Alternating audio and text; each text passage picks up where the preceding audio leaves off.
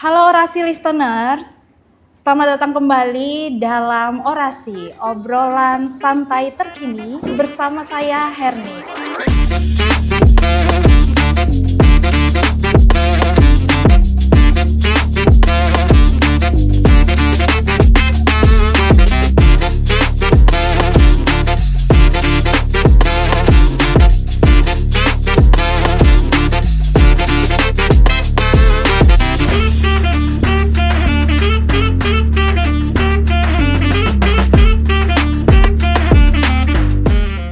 Pada episode kali ini, itu saya kedatangan bintang tamu yang tentunya sangat wow ya.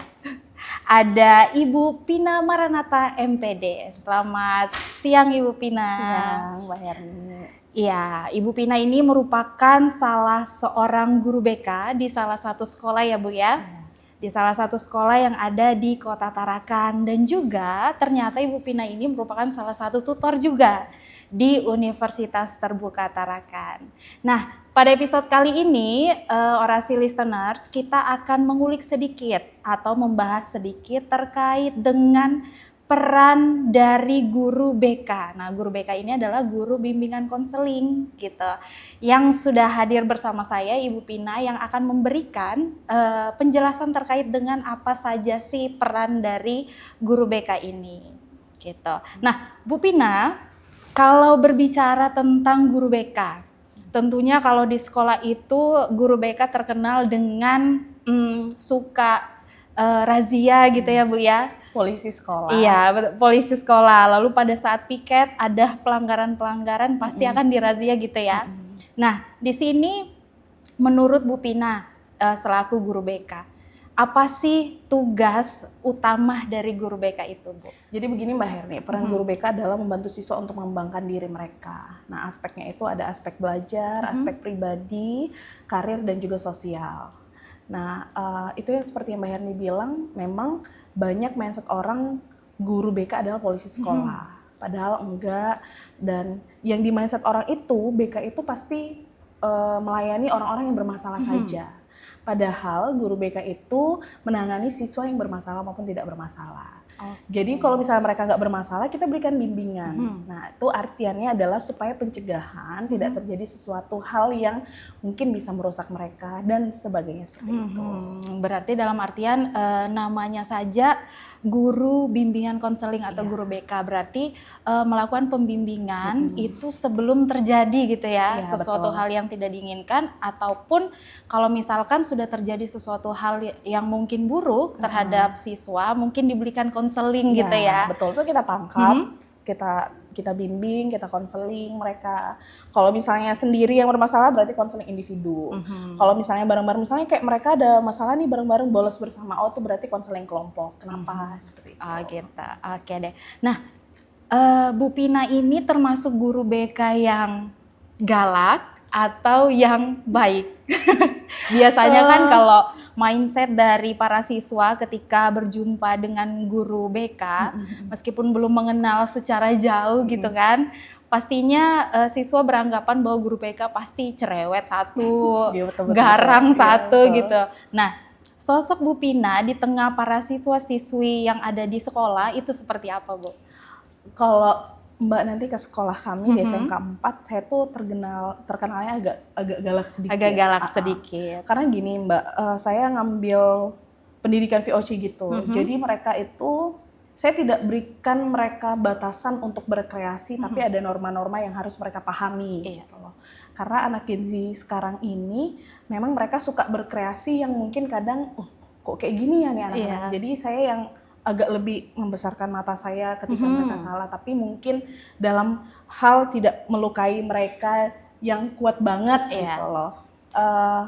Ada beberapa hal yang memang anak-anak harus dikasih shock terapi. Gitu. Betul. Agar lebih mendengarkan apa kata kita gitu ya Bu ya. Jadi harus dikasih shock terapi. Iya.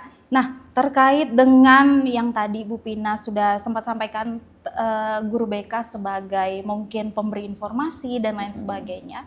Dalam hal ini kan khususnya untuk kelas 3, tentunya terdapat peran dari guru BK dong dalam membimbing para siswa untuk kedepannya itu mau seperti apa sih. Pemilihan karir gitu ya? Pemilihan karir. Nah, di sini tentunya Bu Pina sudah sempat sharing-sharing ke beberapa siswa-siswi ataupun siswa-siswi juga menanyakan kepada Bu Pina selaku guru BK terkait dengan Bu, saya kan belum punya pemikiran. Pada saat saya selesai sekolah, saya mau kemana? Gitu. Nah, kalau misalkan Ibu Pina mendapat pertanyaan seperti itu, tanggapan Bu Pina seperti apa? Jadi dalam kaitan bimbingan karir itu kami mengembangkan potensi siswa. Nah, nanti di dalam mereka sudah tahu bakat dan minat mereka kan biasanya ada masalah tuh, entah dari hambatan diri mereka sendiri atau dukungan dari orang tua dan segala macam. Nah, itu kita tolong di situ. Nah, dalam kaitan pengembangan potensi siswa adalah langkah awal yang kami lakukan adalah memberikan fasilitas kepada mereka untuk mengenali bakat dan minat mereka. Nah, kebetulan bersyukurnya di sekolah kami itu ada psikolognya. Jadi kalau misalnya ada orang tua yang mau anaknya tahu bakat minatnya, kita bisa kasih. Nah, seperti itu. Nah, tapi tidak hanya itu aja, bisa juga melalui observasi, ngobrol, oh Bu saya minatnya di sini, saya sukanya seperti ini. Nah, itu kita arahkan mereka gitu sih. Iya, kan tidak sedikit juga para orang tua itu memaksa keinginan orang tua untuk contohnya setelah lulus kelas 3 atau setelah lulus SMA, kamu harus kuliah kedokteran atau betul. kamu harus kuliah kepolisian gitu ya. Yang justru memang bukan passion atau bukan minat dari para siswa seperti itu. Betul. Nah, disitulah adanya peran dari Bu Pina selaku guru BK dan juga mungkin guru-guru BK yang lainnya gitu ya, Bu ya. Nah, berbicara soal pengembangan karir ke pendidikan lanjutan dalam artian perkuliahan gitu ya, Bu. Nah, menurut pendapat Ibu, di sini kan ada berbagai perguruan tinggi, di mana perguruan tinggi itu ada yang hanya berkuliah secara konvensional dan ada juga yang berkuliah sambil bekerja. Betul. Nah, menurut pandangan Ibu selaku guru bimbingan konseling, itu gimana sih Bu pandangan Ibu antara berkuliah sambil bekerja atau berkuliah saja seperti itu? Atau mungkin Ibu lebih memilih yang A daripada yang B seperti itu? Menurut tanggapan Ibu seperti apa? Ini yang sering, ini juga salah satu isu sih, isu di anak-anak tuh, gimana ya Bu, saya kuliah sambil bekerja aja atau saya kuliah aja. Nah, saya selalu tekankan sama mereka bahwa keduanya itu punya tanggung jawab sama-sama besar. Jadi nggak bisa dikatakan bahwa oh kuliah lebih penting, oh bekerja lebih penting. Nah menurut saya itu kuliah penting, juga bekerja itu sama-sama pentingnya, tanggung jawabnya sama-sama besar. Kalau anak-anak yang sudah memutuskan untuk, biasanya mereka kuliah sambil bekerja mungkin ekonomi orang tua yang belum mencukupi. Jadi ada tiga hal yang saya bagi, bukan tiga pilihan yang saya bagikan kepada anak-anak. Pertama mau kuliah sambil bekerja atau mau kerja aja atau setelah lulus mau menikah. Iya. Nah ini masing-masing nih udah saya kasih tahu nih Mbak apa kelebihannya, apa kekurangannya. Kalau kuliah sambil bekerja itu saya bilang sama-sama dua-duanya punya tanggung jawab yang besar. Karena kalau misalnya kalau anak yang punya konsep diri yang baik, maka dia tahu potensi diri dia. Oh saya nggak bisa nih kuliah sambil kerja. Karena kalau saya kalau saya kerjanya terlalu capek, nanti saya kelelahan, akhirnya kuliahnya tidak terbengkalai. Iya, terbengkalai kuliahnya. Begitu juga, oh saya kuliah nih, kuliah tapi nanti kerjaannya juga terbengkalai. Nah itu juga jadi salah. Makanya saya selalu bilang, kenali dulu diri kalian. Ada juga yang bilang, Bu kayaknya saya nggak bisa deh kalau misalnya saya kerja sambil kuliah karena saya anaknya mudah lelah. Nanti saya gampang capek. Nah itu berarti dia memilih untuk kuliah aja. Nah terus ada juga anak yang mau kuliah sambil bekerja, tapi orang tuanya datang ke sekolah. Bu coba minta tolong Bu anak saya jangan diarahkan dong supaya nggak kuliah sambil kerja karena saya merasa mampu untuk membiayai anak saya. Dan itu tahun ini saya sudah alami itu. Ternyata orang tuanya datang, oh saya seneng, maksudnya kayak saya happy aja kalau ada orang tua yang datang nanya-nanya seperti itu. Iya. Nah terus juga kalau misalnya kuliah sambil bekerja, kalau misalnya saya selalu bilang kalau kuliah sambil, misalnya ini mau pergi kerja, kan biasa kerja kita nggak tahu waktunya kapan, mana tahu dia kerjain sampai jam 5 subuh. Iya, dan tapi ada juga sip-sipan ya Bu ya? Iya betul, kalau misalnya dia harus kuliah jam 7, Masa kita mau bilang sama dosen kita, enggak bisa Pak, saya terlambat karena saya bekerja. Iya. Harusnya itu jadinya tidak profesional. Begitupun Betul. sebaliknya, waktu bekerja kamu harus datang misalnya jam 2. Ternyata ada kelas. Bilang lagi sama dosen, bilang sama bosnya di tempat kerja, enggak bisa Pak, saya mau kuliah. Berarti tidak profesional. Iya. Dan akhirnya itu bisa merusak diri mereka, mentalnya jadi kayak kurang bertanggung jawab. Betul sekali. Mungkin mundur di kuliahnya atau mundur di kerjanya. Nah, akhirnya sama-sama kesulitan. Nggak ada fokusnya akhirnya seperti itu. Nah, kalau kuliah saja menurut saya boleh juga kuliah saja tergantung kampusnya. Ada kampus yang bisa memberikan peluang buat mereka untuk bekerja. Nah, berarti kalau misalnya memang mau kuliah sambil bekerja, berarti cari kampus yang ada kelas kerjanya. Kalau misalnya kampus itu memang tidak bisa kelas kerja, mau tidak mau ya hanya fokus kuliah saja. Kuliah saja, ya itu. gitu. Dan tidak sedikit juga yang mau langsung nikah gitu Bu ya. Ada juga yang mau langsung nikah. Iya, karena kan kalau Gen Z sekarang, Gen Z gitu ya, biasanya kalau mau selesai SMA pengennya nikah gitu. Dikit-dikit ada masalah, aduh nikah aja lah gitu ya. Gitu.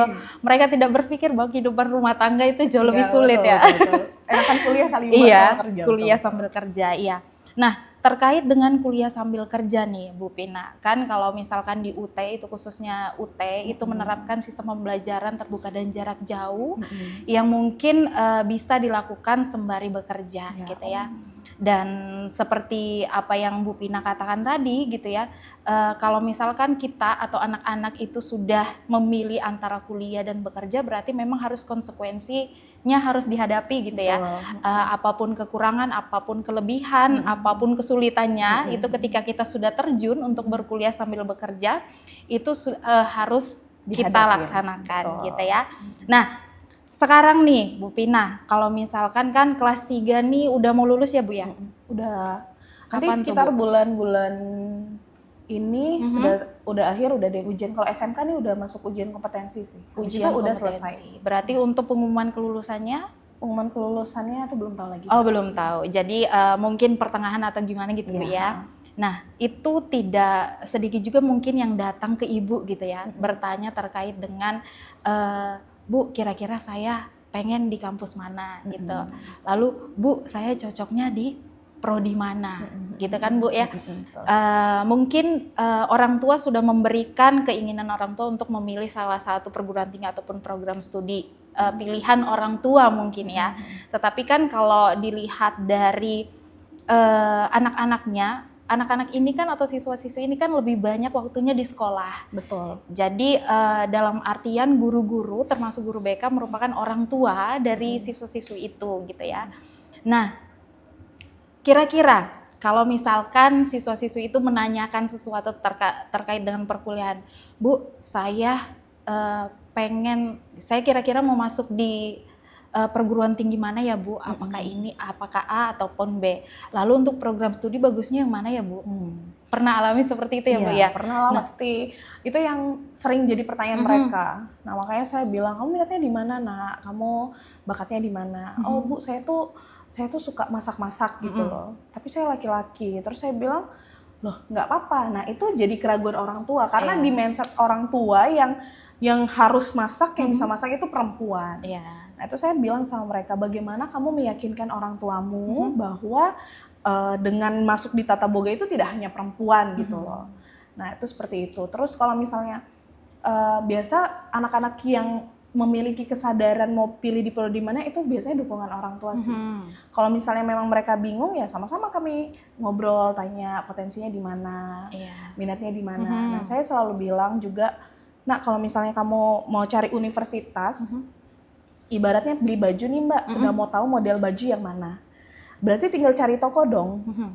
Mau toko yang mana nih yang saya mau cari bajunya seperti ini. Saya sudah, misalnya saya mau ambil jurusan teknik komputer nih.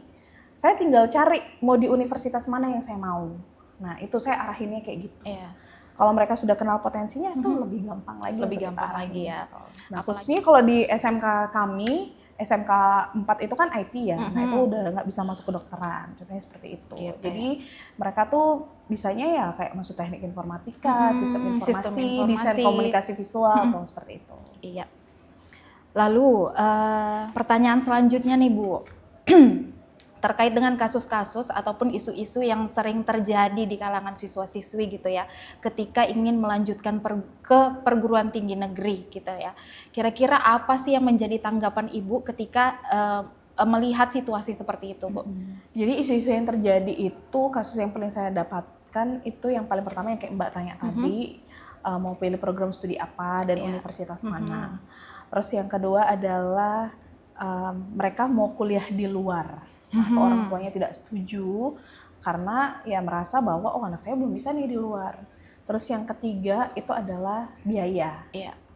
Kalau untuk masalah yang pertama tadi saya sudah jawab ya Mbak, banyak yang sudah saya, kalau program studi ya bagaimana mereka mengenali potensi mereka. Lalu yang kedua, kalau orang tua yang tidak setuju, saya selalu bilang bahwa kalau orang tua tidak setuju itu kenapa?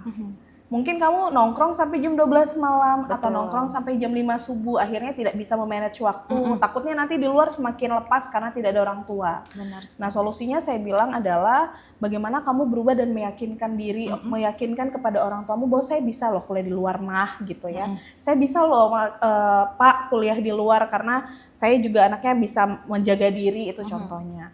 Terus yang ketiga, kalau terkait biaya, saya sudah kayaknya di Indonesia ini tidak sulit mencari beasiswa, yang penting mau. Saya selalu bilang, Bu saya ini mau kuliah, tapi nggak ada biaya gitu. Saya bilang sama dia, kamu mau kuliah, mau, ya udah cari beasiswa. Nah, salah satunya contohnya UT ini kan ada biasanya beasiswa CSR sama KIPKA. Nah, itu biasa tertolong sih, karena beberapa siswa kami juga sudah masuk di beasiswa CSR itu. Nah, itu kadang saya juga tawarin ke mereka. Tapi ya itu dia lagi, kadang anak-anak ini ngomongnya mau aja, tapi tidak ada pergerakannya. Makanya saya bilang jangan pernah takut untuk bermimpi. Kalau ngomong-ngomong soal biaya, kayaknya udah gampang banget beasiswa untuk didapatkan, jadi itu bukan kendala untuk kuliah gitu. Iya, benar sekali. Apalagi kan kalaupun memang pengen atau mau gitu ya, kalaupun even orang tua tidak mau memperbolehkan anaknya untuk kuliah di luar, kan pasti silakan mencari kampus atau perguruan tinggi terdekat di daerah tersebut. Betul. Ataupun mungkin bisa kayak perguruan tinggi yang bisa jalur online seperti universitas terbuka ini kan. Betul. Bu, dengan berbagai pilihan program studi yang tentunya mungkin merupakan salah satu minat dan bakat dari para siswa juga, jadi sudah tersedia dan juga tidak perlu meninggalkan orang tua. Jadi bisa dilakukan di mana saja dan kapan saja, seperti itu. Nah, pertanyaan terakhir nih Bu, untuk para orasi listeners yang sedang menyaksikan obrolan santai terkini di hari ini, tips-tips apa saja sih yang bisa Ibu berikan khususnya bagi para siswa-siswi yang sekarang sedang menghadapi ujian gitu ya, sambil menunggu kelulusannya yang kelas 12 ya Ibu ya. Tips-tips apa saja yang Ibu bisa berikan dalam pemilihan program ataupun perguruan tinggi yang mungkin bisa dipilih bagi para siswa yang ingin melanjutkan pendidikan ke perguruan tinggi? Yang pertama adalah yang paling penting ini adalah mengenali potensi mereka. Jadi harus tahu minat dan bakatnya di mana. Itu lebih gampang lagi kalau udah tahu minatnya. Terus yang kedua, jangan capek untuk mencari informasi terkait universitas yang diinginkan. Bagaimana, di mana lokasinya, fasilitasnya, akreditasinya, terus kalau mau lebih spesifik lagi, dosen-dosennya seperti apa, maksudnya pendidikannya, berapa jumlahnya, itu lebih bagus lagi. Terus yang ketiga adalah sesuaikan finansial orang tua. Misalnya kayak orang tua, ternyata orang tua mampunya di dalam kota aja gitu. Tidak, kalau di luar kota mungkin berat di biaya kos. Nah ya udah nggak apa-apa, sesuaikan dengan finansial orang tua. Terus jangan juga maksa kayak mau kuliah di luar negeri, padahal orang tua mampunya di dalam negeri aja. Terus yang keempat adalah melihat peluang karir ke depan. Nah ini yang paling sering ditanya, kira-kira nih Bu apa ya peluang karirnya ke depan yang paling bagus gitu. Ya kita belajar, ya makanya saya bilang anak Gen Z kamu harus banyak membaca. Kira-kira apa nih yang pastinya yang tidak akan ada matinya itu teknologi ya Mbak. Terus kesehatan dan juga pendidikan. Nah jadi itu bisa dijadikan salah satu pilihan mereka. Dan yang paling penting yang terakhir adalah berdoa dan juga restu orang tua sih. Iya, betul sekali. Kalau misalnya mereka, walaupun 1 dan 4 sudah terpenuhi, tapi kalau misalnya mereka tidak berdoa dan tidak meminta restu dari orang tua, ya maka sia-sia semua gitu loh. Sudah. Iya, oke deh. Ya, bagus sekali ya terkait dengan tips-tips yang Ibu Pina berikan kepada para orasi listeners yang sedang menyaksikan obrolan santai terkini di hari ini.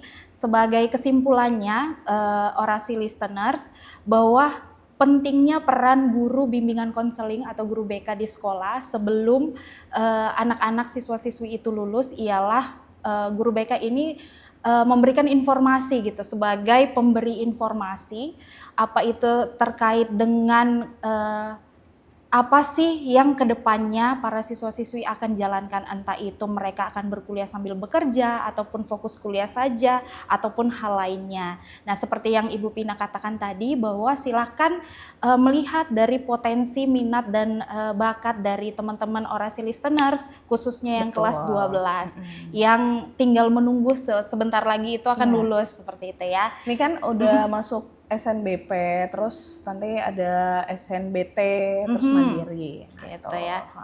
Tinggal menunggu tahapan itu gitu ya. Nah, orasi listeners, demikianlah obrolan santai terkini kita pada siang hari ini. Terima kasih kepada Bu Pina Maranatha MPD ya Bu ya, selaku pembicara kita pada siang hari ini. Segala tipsnya mungkin teman-teman orasi listeners bisa catat dan lakukan seperti itu.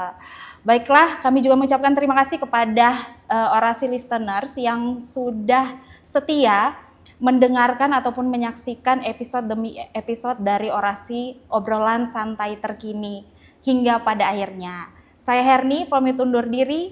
Bye.